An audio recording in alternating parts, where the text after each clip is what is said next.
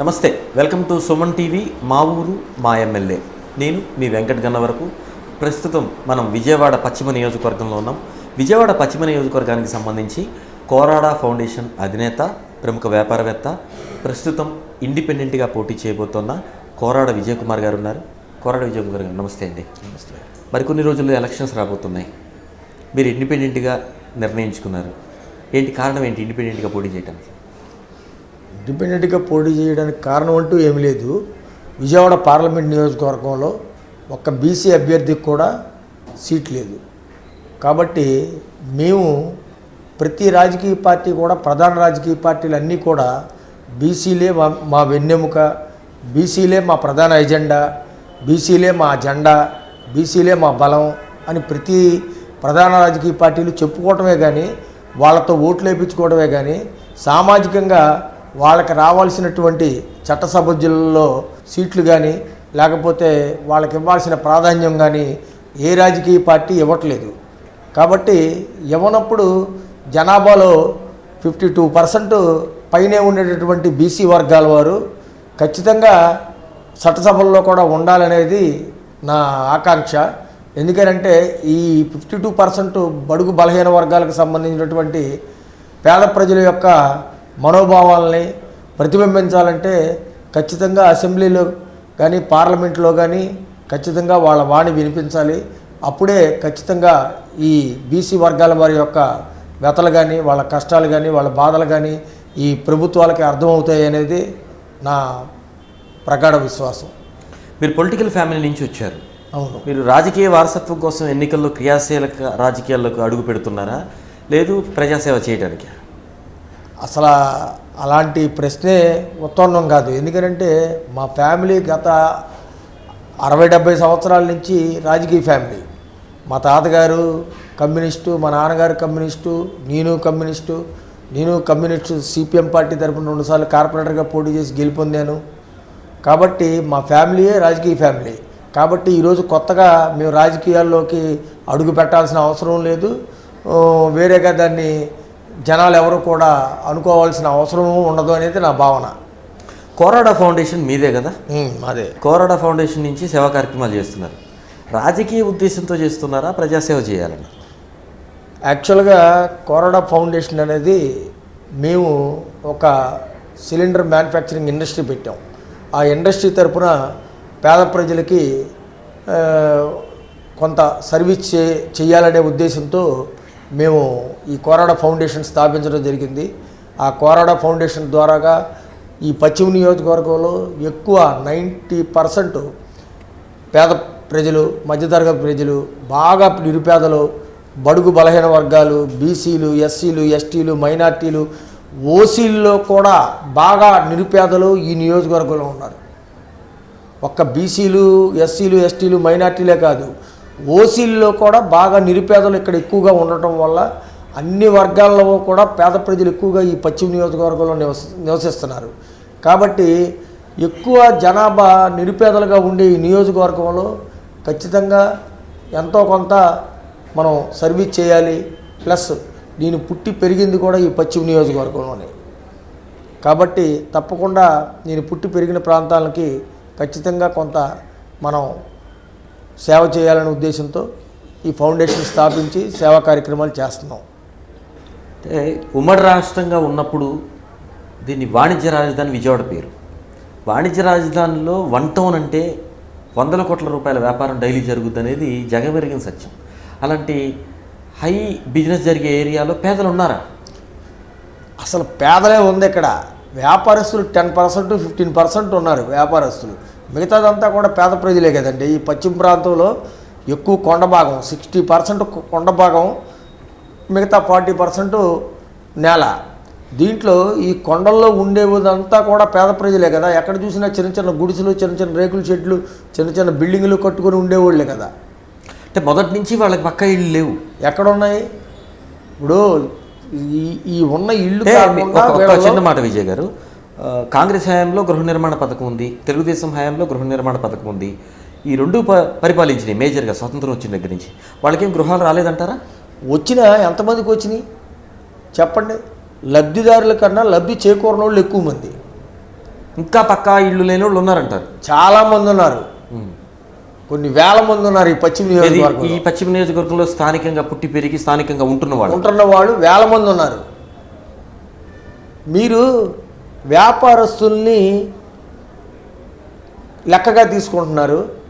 ఈ వ్యాపారస్తులు వ్యాపారం చెయ్యాలంటే ప్రతి వ్యాపారస్తుడి దగ్గర 10 మంది గుమస్తాలు ఉంటారు. అంటే వ్యాపారస్తులు ఎంతమంది ఉంటే గుమస్తాలు కానీ, పనిచేసేవాళ్ళు కానీ, ముఠా కార్మికులు కానీ, లేకపోతే వాళ్ళకి సంబంధించిన ట్రాన్స్పోర్ట్ కూలీలు కానీ, వీళ్ళంతా ఎంతమంది ఉంటారు లెక్క వేయండి. మీరు చెప్పే లెక్క ప్రకారం 10 రేట్లు ఉంటారు ఖచ్చితంగా. మరి ఉన్నప్పుడు ఖచ్చితంగా వాళ్ళకి మౌలిక సదుపాయాలు ఇవన్నీ కూడా ఎక్కడ జరుగుతున్నాయి? కొండ ప్రాంతంలో సరైన రహదారి లేదు. ఎవరన్నా కొండ ప్రాంతంలో గర్భిణీ స్త్రీలు కానీ, లేకపోతే బాగా ముసలివారు కానీ ఏదన్నా ఇమ్మీడియట్గా ఆరోగ్యపరమైనటువంటి సమస్య ఉత్పన్నమైనప్పుడు వాళ్ళు పైనుంచి కిందకు దిగాలంటే ఈ లోపాలు తెచ్చిపోతున్నారు. మీరు ఎమ్మెల్యేగా పోటీ చేయాలని ఎందుకు అనిపించింది మీకు?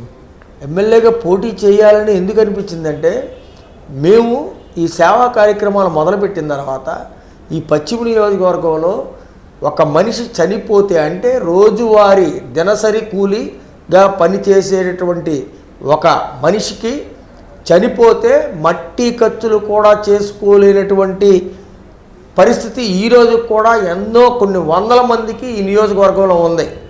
దాన్ని బట్టి మీరు ఆలోచించండి, ఈ నియోజకవర్గంలో ప్రజలు ఎంత అధ్వాన స్థితిలో ఉన్నారు ఎక్కువ భాగం అనేది ఒక్కసారి ఆలోచించండి. మీరు ఈ నియోజకవర్గాన్ని అంటిపెట్టుకొని ప్రచారం చేస్తున్నారు, గతం నుంచి అంటిపెట్టుకొని తిరుగుతున్నారు, కోరడా ఫౌండేషన్ ద్వారా సేవా కార్యక్రమాలు చేస్తున్నారు. పబ్లిక్లో ఉన్న సమస్యలు మీకు తెలుసా ఈ నియోజకవర్గంలో? ఖచ్చితంగానండి. కొండ ప్రాంత ప్రజలకి సరైన మౌలిక సదుపాయాలు లేక, సరైనటువంటి కాలువలు లేక, నీటిపారుదల లేక, మెట్లు లేక, సరైన రహదారి లేక, డ్రైనేజీ ప్రాబ్లం, ప్రతిదీ సమస్య. ఇక్కడ పక్కనే అందిపుచ్చుకున్నట్టుగా కృష్ణమ్మ ఉంది కదా, మంచి ఉంది. ఉన్నా కూడా ఈ కొండ ప్రాంతానికి పైదాకా నీళ్లు తీసుకెళ్లే దాంట్లో ప్రభుత్వాలు కొంతవరకు పనిచేస్తున్నాయి. కానీ ఎక్కడికక్కడ పైపులు లీకేజీలు, అలాగే మురుగునీరు అన్నీ కలిసిపోయి ఎన్నో రోగాలు సమస్యలతో సతమతమవుతా, దోమలు, ఎన్నో ఇబ్బందులకు గురవుతున్నారు. ప్రభుత్వం ఎంతవరకు వీటన్నిటిని చేయగలుగుతుందో ఒకసారి ఆలోచించండి. సదుపాయం ఏర్పాటు చేస్తే సరిపోదు, దాన్ని కంటిన్యూగా మెయింటైన్ చేయాలి. మానిటరింగ్ సెక్షన్ ఉండాలి, మానిటరింగ్ సెక్షన్ ఉండాలి, రిపేర్లు ఉండాలి, దాన్ని మొత్తం ఎప్పటికప్పుడు అబ్జర్వేషన్ ఉండాలి. మెయిన్ ఎంప్లాయీస్ ఎంతమంది ఉన్నారు చెప్పండి? ఎంప్లాయీస్ ఈరోజు చాలా శానిటేషన్ ఉంది, మెయింటెనెన్స్ లేదు. ఎందుకంటే కొత్తగా రిక్రూట్మెంట్ లేదు. పాత వాళ్ళు రిటైర్మెంట్ అయిపోతే కొత్త వాళ్ళు రిక్రూట్మెంట్ లేదు. డైలీ లేబర్ కింద పెట్టుకుంటున్నారు. వాళ్ళు ఏముంది, వస్తారు రారు. అంత మెయింటెనెన్స్ అనేది ఖచ్చితంగా శానిటేషన్ మీద కానీ, కాలువల మీద కానీ, తీసేదాని మీద కానీ అంత మెయింటెనెన్స్ ఎక్కడ ఉంది? ప్రతి దాంట్లో కూడా లేబర్ ప్రాబ్లమే. సమస్యలు రోజు మొత్తం మీద మీరు ఎక్కువ ప్రజల్లో ఉంటారు కాబట్టి మీ దృష్టికి ఫౌండేషన్ చైర్మన్గా కావచ్చు, రాజకీయ నాయకుడిగా కావచ్చు, మీ దృష్టికి వస్తూ ఉంటాయి. ఎప్పుడైనా బాధ కలిగిందా మీకు? ఉంటుందండి. ఎందుకంటే ఇక్కడ ఎక్కువగా బీసీలు, ఎస్సీలు, ఎస్సీలు, మైనార్టీలు, ఓసీల్లో కూడా పేదలు ఉన్నారు. ఒక్కొక్కళ్ళ పరిస్థితి చాలా దారుణంగా ఉంటుంది. ఎవరికైనా సరే ఏదన్నా రోజువారీ కూలి పని చేసుకుంటా, లేకపోతే గుమస్తాగా చేసుకుంటా, వాడికి ఏదన్నా ఆరోగ్యపరమైనటువంటి సమస్య వచ్చి మంచం మీద ఉంటే వాడు అధిక వడ్డీకి తెచ్చుకొని మందులు వాడటం కానీ, లేకపోతే వాడి జీవనం సాగించడం కానీ 1 నెల 2 నెలలు వాడి పరిస్థితి దుర్భరంగా ఉంటుంది. ఎవరు చూస్తున్నారు చెప్పండి? గవర్నమెంట్ ఏదైనా సరే పింఛను కానీ, ఇళ్ల పథకాలు కానీ, లేకపోతే ఇంక ఏ రకమైనటువంటి స్కీములు అప్లై చేసినా ఇంచుమించుగా మిగతా నియోజకవర్గాలతో పాటు ఇంచుమించుగా కొద్దిగా అటు ఇటుగా అలాట్ చేస్తుంది. అంతేగాని ఈ నియోజకవర్గానికి సపరేట్గా ఏం శాంక్షన్ చేయదు కదా. అంటే 1 టౌన్ కానీ మీరు చెప్తున్న ఈ పశ్చిమ నియోజకవర్గం మొత్తం కూడా వైట్ ఎలిఫెంట్ అంటారు. అంతే. ఇది భరించరాని, గవర్నమెంట్కి భరించరానటువంటి శక్తిలాగా కనబడుతుంటుంది. ఎందుకంటే ఇక్కడ ఎక్కువ 85% పేదలు ఉన్నప్పుడు గవర్నమెంట్ ఇచ్చే స్కీములు ఎన్ని ఇస్తారు చెప్పండి? ప్రతి నియోజకవర్గానికి లిమిటెడ్గా ఉంటాయి. అంటే లబ్ధిదారులు కొద్దిమంది అయితే లబ్ధి పొందని వాళ్ళు 4 అంతలు, 5 అంతలు, 6 అంతలు, 10 అంతల మంది ఉన్నారు. ఉండేటప్పుడు ప్రజలు ఏమనుకుంటారు? గవర్నమెంట్ మాకేం చేయట్లేదు అని జనాల్లో ఒక రకమైనటువంటి అలజడి. ఆ అలజడికి కారణం ఏంటంటే గవర్నమెంట్ ఇచ్చే పథకాలు చాలా తక్కువ మందికి చేరటం వల్ల, ఎక్కువ మందికి చేరకపోవటం వల్ల ఈ అలజడి. మరి ఎక్కువ సమస్యలు ఉన్నాయి, ఎక్కువ మంది లబ్ధిదారులుగా ఉన్నారు, లబ్ధిదారులకు అందట్లేదు. ఎక్కువ అందాలంటే ఏం చేయాలంటారు? ఖచ్చితంగా ప్రభుత్వాలు ముఖ్యమంత్రి స్థాయిలో ఇట్లాంటి నియోజకవర్గం మీద ఖచ్చితంగా ఎమ్మెల్యేగా ఎవరు గెలిచినా కూడా వాళ్ళు శ్రద్ధ తీసుకొని ముఖ్యమంత్రి స్థాయిలో దీని మీద శ్రద్ధ పెట్టి ఖచ్చితంగా ఎక్కువ బడ్జెట్ శాంక్షన్ చేయటం కానీ, లేకపోతే ఎక్కువ పథకాలు శాంక్షన్ చేయించడం కానీ, స్కీములు శాంక్షన్ చేయించడం కానీ, పెన్షన్లు శాంక్షన్ చేయించడం కానీ చేసినట్లయితే, ఎక్కువ మంది లబ్ధిదారులు చేకూరినట్లయితే కొంత అలజడి అనేది కొంతవరకైనా సరే జనాల్లో లేకుండా తగ్గుముఖం పట్టే అవకాశం ఉంటుంది. ఆ దిశగా ఎవరు ప్రయత్నం చేయట్లా. దాదాపు 6 దశాబ్దాల పైన అవుతుంది మీ నియోజకవర్గం ఏర్పడి. 6 దశాబ్దాల నుంచి దాదాపు ఒక 12 మంది శాసనసభ్యులు వచ్చేళ్ళు ఉంటారు. ఇక్కడ ఎవరు చేయలేదంటారా పని? అంటే నేననేది ఎప్పుడు ప్రతి 5 ఏళ్ళకోసారి జనాభా పెరగటం, ఈ ఇళ్ళు పెరగటం, సౌకర్యాలు తగ్గిపోవటం, ఇవన్నీ కూడా పరిపాటి అవటం వల్ల ఈ వచ్చే ప్రజాప్రతినిధుల్లో కూడా పూర్వకాలంలో కొంతమంది అప్పుడున్న పరిస్థితులను బట్టి గట్టిగా పనిచేసిన ఎమ్మెల్యేలు ఉన్నారు. ఇప్పుడు చాలా కాలం నుంచి ఆ పరిస్థితి, ఆ వాతావరణం తగ్గిపోయింది. ఎందుకంటే ఇక్కడ జనాభా పెరిగిపోవటం, మౌలిక సదుపాయాలు లేకపోవటం, కొండ ప్రాంతాలు ఇదివరకు చాలా కింద నీళ్లు ఉండేవి. ఈ రోజున కొండ పైభాగం దాకా చివరి దాకా కూడా ఇళ్ళు వెళ్ళిపోయాయంటే దానికి కారణం ఇదే. జనాభా పెరిగిపోవటం వల్ల, మౌలిక సదుపాయాలు సరిగ్గా లేకపోవటం వల్ల ప్రజలు ఇబ్బంది పడుతున్నారు. దాని మీద ఎమ్మెల్యేలు దృష్టి పెట్టకుండా ఆ వ్యాపారస్తులకు కావాల్సిన లాబియింగ్లు ఇట్లాంటి పనుల మీదే శ్రద్ధ పెడుతున్నారు. కానీ పేద ప్రజలకు కావాల్సినటువంటి ఇబ్బందులు, మౌలిక సదుపాయాల మీద ఎక్కువగా శ్రద్ధ పెట్టే పరిస్థితులు కనబట్టలేదు. అంటే బేసికల్గా మౌలిక సదుపాయాలు అంటే తాగునీరు కావచ్చు, రోడ్లు కావచ్చు, డ్రైనేజ్ కావచ్చు, కరెంటు కావచ్చు. సో అర్బన్ ఏరియాలో, రూరల్ మీకు లేదు కాబట్టి, రూరల్ ఉంటే సాగునీరు కూడా వస్తుంది, అవి ఓకే. సో ఈ బేసికలు కూడా లేవు అన్ని చోట్ల. అంటే ఉన్నాయి, కానీ వాటిని ఎప్పుడు కూడా ఇప్పుడు ఒక కాలువ కట్టారు, ఆ కాలువ కట్టిన తర్వాత అది ఎక్కువ కాలం ఉండదు. ఆ కాలువ 1 సంవత్సరంకో 2 సంవత్సరాలకో డ్యామేజ్ వస్తుంది, దాంట్లో లేకపోతే రిపేర్లు వస్తాయి, మెయింటెనెన్స్ వస్తుంది, ఇవన్నీ వస్తాయి. అవి మెయింటైన్ చేసే పరిస్థితుల్లో లేదు, నగరపాలక సంస్థ లేదు. అంటే క్యారీ ఫార్వర్డ్ అవ్వట్లా. ఒక నియోజకవర్గం అంటే దాదాపు డివిజన్లు వచ్చేసి 6, 5 ఉంటాయి. 20 డివిజన్లు. ఓకే, 20 డివిజన్లకు వచ్చేసి 20 మంది కార్పొరేటర్స్ ఉంటారు కదా. ఉంటారు, కానీ ఈ ఫండ్స్ లేకపోతే వాళ్ళు మాత్రం ఏం చేస్తారు? మళ్ళీ ముఖ్యమంత్రి స్థాయిలో దీని మీద ఎక్కువ ఫండ్ రిలీజ్ చేయటం కానీ, లేకపోతే బడ్జెట్ రిలీజ్ చేయటం కానీ, ఎమ్మెల్యేకి బడ్జెట్ ఎక్కువ శాంక్షన్ చేయటం కానీ అలాంటివి చేసినట్లయితే కనీసం ఆ ఎమ్మెల్యే నియోజకవర్గ నిధుల నుంచి కనీసం ఆ ఏరియాలో డెవలప్మెంట్ యాక్టివిటీ, కనీసం మున్సిపల్ కార్పొరేషన్ 50% దీంట్లో అయినా సరే చేయడానికి అవకాశం ఉంటుంది. వాళ్ళు ఇచ్చే అమౌంటే కొద్దిగా అయినప్పుడు చేయటానికి ఎక్కడ ఉంటుంది వాళ్ళకి మాత్రం. ఒక్కటి విజయ్ కుమార్ గారు, సూటి ప్రశ్న. మీరు పొలిటికల్ లీడర్ కూడా, గతంలో కూడా మీరు కార్పొరేటర్గా చేస్తున్నారు. మీ కొత్త కాదు ఇవన్నీ, మీకు అన్నీ కొట్టిన పిండి. అలసత్వమా, నిధులు లేకపోవటమా డెవలప్ కాకపోవటానికి రీజన్ ఏంటి? అంటే ఇందులో అన్నీ ఉంటాయండి. అలసత్వం ఉంటుంది, అధికారుల అలసత్వం ఉంటుంది, ప్రజాప్రతినిధుల అలసత్వం ఉంటుంది, అలాగే నిధులు లేకపోవటం ఉంటుంది, అన్నీ ఉంటాయి. ఖచ్చితంగా ఒక సమస్యని ఒకళ్ళలాగా డీల్ చేస్తారు. ఇప్పుడు ఫర్ ఎగ్జాంపుల్ మీరు ఇంటర్వ్యూ చేస్తున్నారు, మీరు ఇంటర్వ్యూ చేసే విధానం ఒకలాగా ఉంటుంది, మీలాగా ఇంకొక యాంకరు ఇంటర్వ్యూ చేసే విధానం ఇంకొకలాగా ఉంటుంది. అలాగే ప్రతి ప్రజాప్రతినిధి కూడా వాళ్ళు ట్యాకిల్ చేసే విధానం ఉంటుంది. ఆ విధానంలో ఒకళ్ళు సక్సెస్ అవుతారు, ఒకళ్ళు సక్సెస్ అవ్వలేదు. ఎందుకంటే ఆ పని చేసే విధానంలోనే తేడా ఉంటుంది. మీరు చెప్పేదాని ప్రకారమే వైవిధ్యం ఎవరిది వాళ్ళదే ఉంటుంది. కాబట్టి విజయ్ కుమార్ ఎమ్మెల్యే అయితే, కోరాడ విజయ్ కుమార్ ఎమ్మెల్యే అయితే ఈ సమస్యలన్నీ గట్టెక్కిస్తాడా అంటే? ఖచ్చితంగా ప్రజలకు ఎప్పుడు కూడా మనం అందుబాటులో ఉండి 24 గంటలు వాళ్ళకి ఖచ్చితంగా మనం తోడున్నాము, వాళ్ళకి సపోర్ట్గా ఉన్నాము, వాళ్ళ సమస్యలు తీరుస్తున్నాము అనేది వాళ్ళకి ఎప్పుడైతే అనిపిస్తుందో ఖచ్చితంగా కూడా మనం అవన్నీ కూడా వాళ్ళకి చేయటానికి మన వంతుగా 100% చేయగలుగుతామనేదే నా నమ్మకం. ఎందుకనంటే ఈ పశ్చిమ నియోజకవర్గంలో పేదవాడికి నేనున్నాను అనే భరోసా ఇచ్చే నాయకుడే లేకుండా పోయింది. చిన్న ఎగ్జాంపుల్, మీరు ఎమ్మెల్యేగా గెలుస్తారు, విజయ్ కుమార్ పశ్చిమ నియోజకవర్గ శాసనసభ్యులు. మిమ్మల్ని కలవాలంటే సామాన్యులు కలవడానికి వీలవుతుందా? ఖచ్చితంగా. నేను ఈరోజు నాతో ప్రజలు వచ్చి డైరెక్ట్గా నన్ను ఎలా కలుస్తున్నారు, రేపు పొద్దున కూడా అలాగే ఖచ్చితంగా నన్ను డైరెక్ట్గా కలవటానికి ఎప్పుడు కూడా అవకాశం ఉంటుంది. ఎందుకంటే నా అభిప్రాయం కూడా ఏంటంటే ఈ పశ్చిమ నియోజకవర్గంలో ఎక్కువగా పేదలు ఉండేటటువంటి ప్రాంతం కావటం వల్ల ఒక ఎమ్మెల్యే అలా కాదు ఇలా కూడా ఉంటాడు, ఇలా కూడా ఉండొచ్చు అనేది చూపించాలనేదే నా అభిప్రాయం. ఎందుకనంటే మనం ఎప్పుడు కూడా పేద ప్రజలతో, మధ్యతరగతి ప్రజలతో, సామాన్య ప్రజలతో, కామన్ మెన్తో మనం కలిసిమెలిసి ప్రయాణం చేసేటప్పుడే ఖచ్చితంగా వాళ్ళకు కూడా మనం అంటూ వాళ్ళతో ఉన్నాము అనే ఒక భరోసా ఇవ్వగలిగినప్పుడు ఖచ్చితంగా వాళ్ళు అన్ని రకాల కూడా తృప్తి పొందడానికి అవకాశం ఉంటుంది. కొరడా ఫౌండేషన్ అధినేతగా సేవా కార్యక్రమాలు చేస్తున్నప్పుడు ఎలా ఉంటారో రేపు ఎమ్మెల్యేగా గెలిచినా కూడా అలానే ఉంటాను. అలాగే ఉంటా, ఖచ్చితంగా ఉంటా. సాధ్యం అవుతుందా? అయ్యిద్ది. అదే నేను చెప్పేది.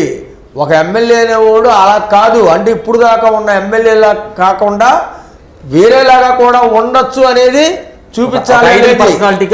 చూపించాలనేది నా ప్రధాన అంశం. ఎందుకంటే మనం పేద ప్రజలతో కలిసిమెలిసి ప్రయాణం చేసేటప్పుడు ఈ నియోజకవర్గ ప్రజలకు కావాల్సింది అన్నిటికన్నా ముందు ముఖ్యంగా మా ఎమ్మెల్యే మనవాడు, మన ఇంట్లో మనిషి, మనకు ఆసరాగా ఉంటాడు, మనకు వెన్నుదన్నుగా ఉంటాడు, మనకు అవసరమైనప్పుడు పిలిస్తే పలుకుతాడు అనే ఒక్క భరోసా ఇవ్వగలిగితే ఖచ్చితంగా ఆ పేద ప్రజలు వాళ్ళ బతుకు వాళ్ళు బతకగలరు. ఈ నియోజకవర్గంలో పేదవాడికి భరోసా ఇచ్చే నాయకుడే లేకుండా పోవటం వల్ల ఖచ్చితంగా అది చాలా ముఖ్యం. పేదవాడికి నేనున్నాను, మీ ఎమ్మెల్యేగా నేనున్నాను మీకు అనే ఒక భరోసా ఇవ్వగలిగితే వాళ్ళేమి మనల్నేమి లక్షలు కోట్లు లేకపోతే పెద్ద పెద్ద కిరీటాలు ఏం కోరుకోరు. వాళ్ళకి కావాల్సింది ఏంటంటే వాళ్ళ ఎమ్మెల్యే వాళ్ళకి అందుబాటులో ఉండి వాళ్ళకి పిలిస్తే పలికే ఎమ్మెల్యేలాగా ఉండగలిగితే ఆ భరోసాతోనే వాళ్ళ బతుకులు బతుకుతారు. రైట్. ఇంకొక ప్రశ్న, ఈరోజు సేవా కార్యక్రమాలు చేస్తూనే ఉన్నారు, రేపు ఎమ్మెల్యేగా గెలుస్తారు, ఈ సేవా కార్యక్రమాలు ఆపుతారా? ఖచ్చితంగా చేస్తాను.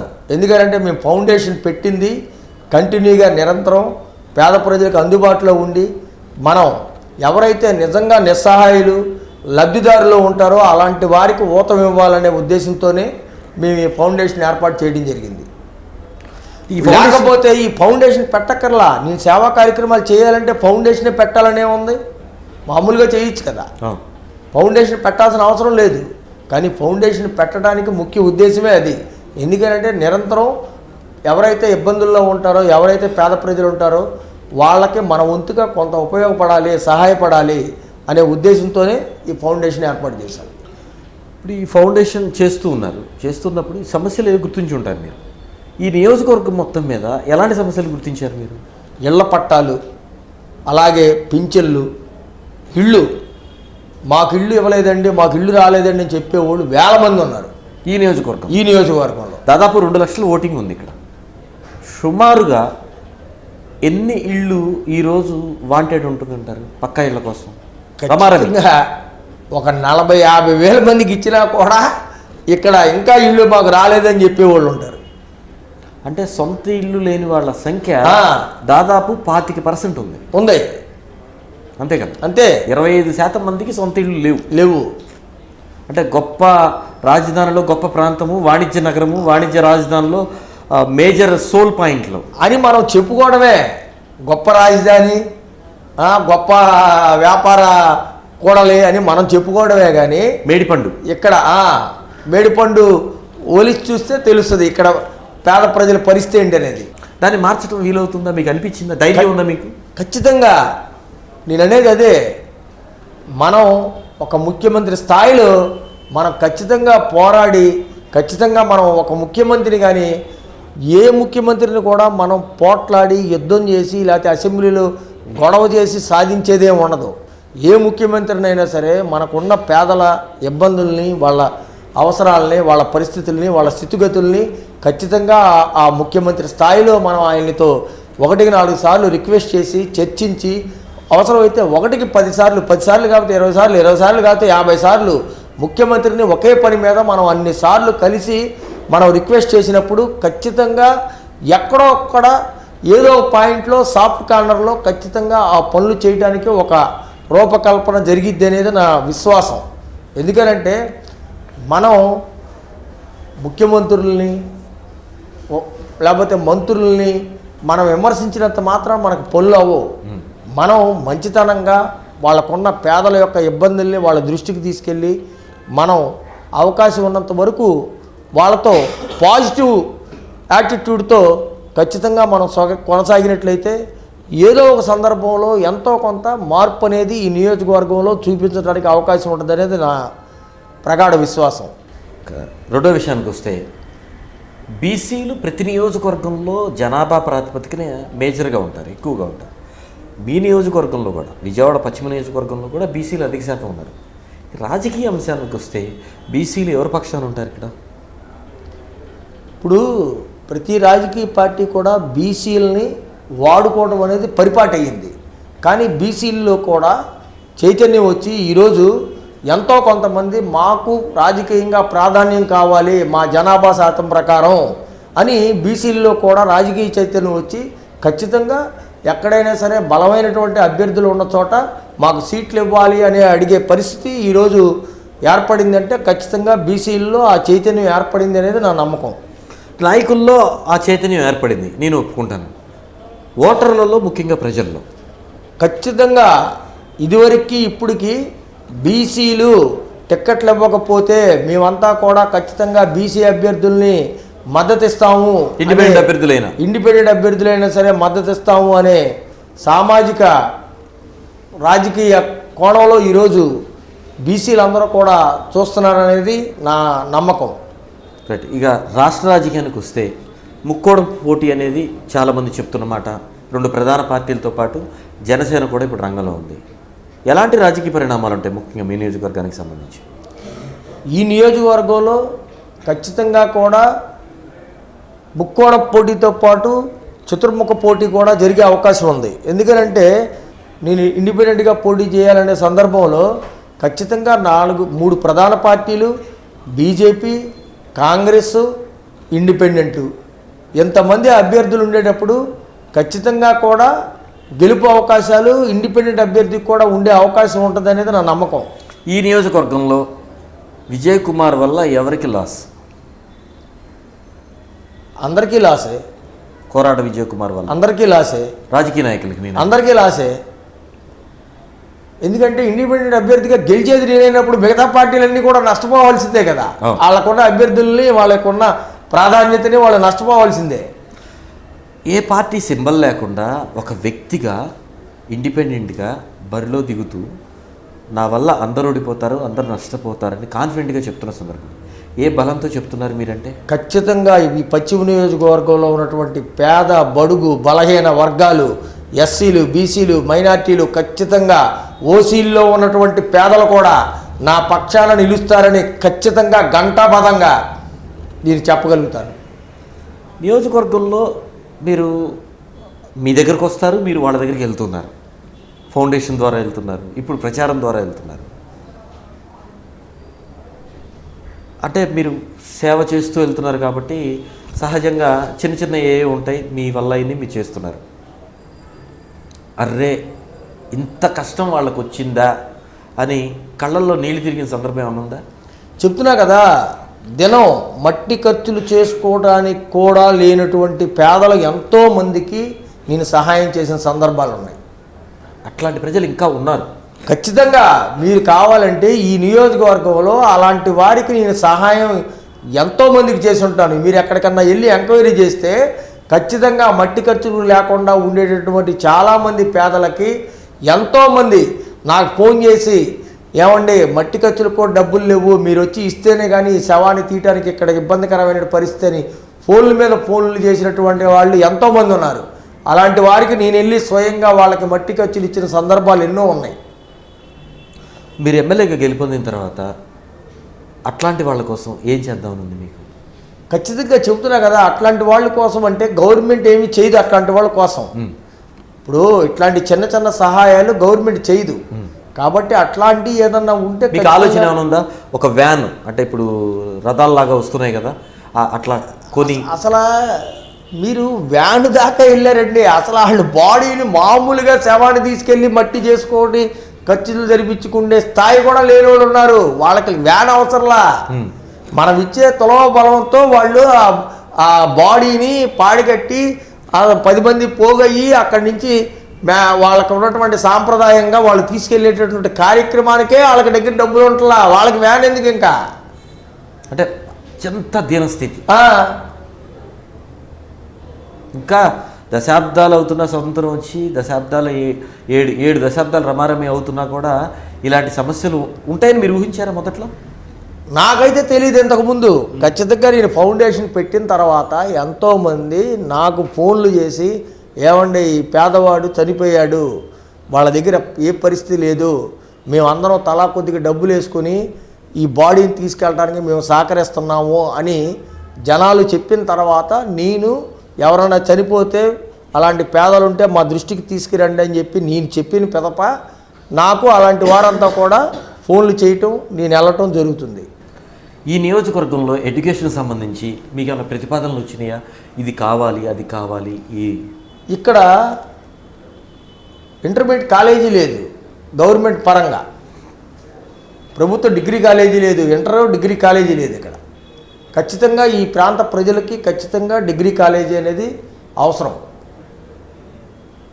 అంటే గవర్నమెంట్ డిగ్రీ కాలేజీ ఉంటే పేద ప్రజలు అందులో చదువుకోవడానికి అవకాశం ఉంటుంది. ఇప్పుడు లేకపోతే ప్రైవేట్ కాలేజీల్లో ఇప్పుడు వీళ్ళంతా కూడా ఎక్కువ ఫీజులు కట్టుకొని చదువుకోవాలంటే చాలా ఇబ్బందికరమైనటువంటి వాతావరణం. అదే గవర్నమెంట్ కాలేజీ ఉందనుకోండి, ఖచ్చితంగా ఈ పేద ప్రజలంతా కూడా ఆ కాలేజీకి వెళ్ళడానికి ఇబ్బంది లేకుండా చదువుకోవడానికి అవకాశం ఏర్పడింది. విజయ్ కుమార్ గారు, ప్రచారం ఏ విధంగా చేస్తున్నారు? ప్రచారంలో ముఖ్యంగా ఓటర్లని మీరేం అభ్యర్థిస్తున్నారు? ఖచ్చితంగా ఈ పశ్చిమ నియోజకవర్గంలో ఒక మార్పు తీసుకురావాలంటే మీరు ఇండిపెండెంట్ అభ్యర్థిగా నన్ను బలపరిచి అఖండ మెజారిటీతో గెలిపించండి. ఖచ్చితంగా దాంతోనే ఈ నియోజకవర్గంలో ఒక ఇండిపెండెంట్ అభ్యర్థిని పశ్చిమ నియోజకవర్గంలో ప్రజలు గెలిపించి మార్పు తీసుకొస్తే ఖచ్చితంగా దాంతోనే నియోజకవర్గం కూడా మార్పు చెందే అవకాశం ఉంటుందని నేను ప్రతి ఒక్కరికి కూడా తెలియజేయడం జరుగుతుంది. ఇక రాష్ట్రం విడిపోయింది, ప్రత్యేక హోదా అంశం అనేది ఈరోజు పతాక శీర్షికం నడుస్తూ ఉంది. మీ ఒపీనియన్ ఏంటి ప్రత్యేక హోదా? ఖచ్చితంగా ప్రత్యేక హోదా అనేది ఈ ఆంధ్ర రాష్ట్రానికి అవసరం.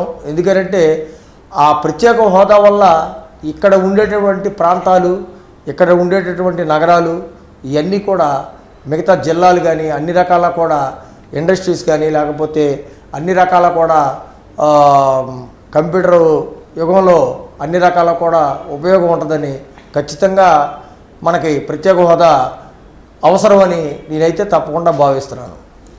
రైట్, థ్యాంక్ యూ అండి కోరాడ విజయ్ కుమార్ గారు. ఈ విజయవాడ పశ్చిమ నియోజకవర్గానికి సంబంధించి మీ సేవలు అందాలని నియోజకవర్గానికి సుమన్ టీవీ కోరుకుంటోంది. Thank you very much. Thank you. ఇవి విజయవాడ పశ్చిమ నియోజకవర్గానికి సంబంధించి ఇండిపెండెంట్గా బరిలో దిగుతున్న కోరాడ విజయ్ కుమార్ ప్రస్తుత రాజకీయ పరిస్థితులు, తాను చేస్తున్న కోరాడ ఫౌండేషన్ నుంచి ప్రజలకు అందుతున్న విధానము, ప్రజల సమస్యల గురించి కులంకుశంగా వివరించారు. ఇవి మా ఊరు మా ఎమ్మెల్యే విశేషాలు. చూస్తూనే ఉండండి సుమన్ టీవీ.